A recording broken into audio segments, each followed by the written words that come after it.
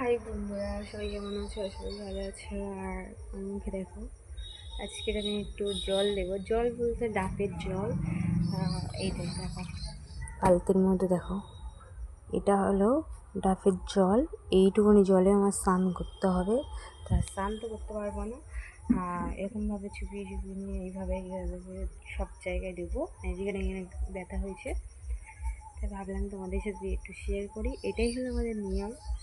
আর আগের থেকে দেখো অনেকটাই শুকিয়ে গেছে। আর হাতের গুলো দেখো, এই যে হাতের গুলো এখনও গালেনি, পায়েও গালেনি, এখনও পায়ে একটা দুটো হয়েছে।